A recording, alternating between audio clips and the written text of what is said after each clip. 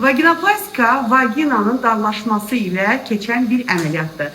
Əməliyyatda məqsəd nədir? Əməliyyatda məqsəd sallanmış toxumaları götürmək və bağ və əzəlləri fiksasiya eləmək, doğuşdan sonraki deformasiyaları ləğv eləmək, uşaqlıq yolunu doğuşdan öncəki vəziyyətinə qaytarmaq.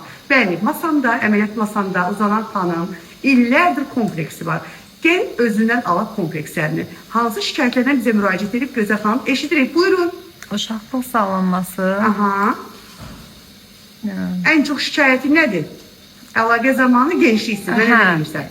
Bəli. Kompleks yaşayıram. Bir də ki, en çok elə bil ki, doğuşdan sonra olan bu cırılmalı, aralığı cırılır. Ha. Bəli, hanımın doğuşdan sonra aralığı 3-cü dərəcə cırılıb. Düzdür, bərpa olunubdur, amma tam düzgün bərpa olunmadığına görə pasiyentin aralıqla bağırsaq arasındakı məsafə açıq vəziyyətdədir və tez-tez təkrarlanan vaginit olur. Çünki bağırsaqdan infeksiyalar rahatlıqla uşaqlığın yoluna keçə bilir. Əziz xanımlar, əgər sizin də uşaqlıq yolu sallanmanız varsa, onu erkən mərhələdə müalicəsi ilə məşğul olsanız daha ciddi problemlər yaşamazsınız.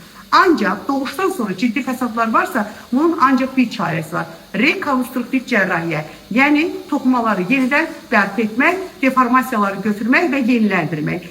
Əməliyyatımız spinal anesteziya altındadır. 45-55 dəqiqə arasında keçən bir əməliyyatdır. Əməliyyatın həcmindən asılı olaraq dəyişə bilər. Əməliyyatdan səhər sükun xəstə evdə rahat şəkildə aktiv vəziyyətdə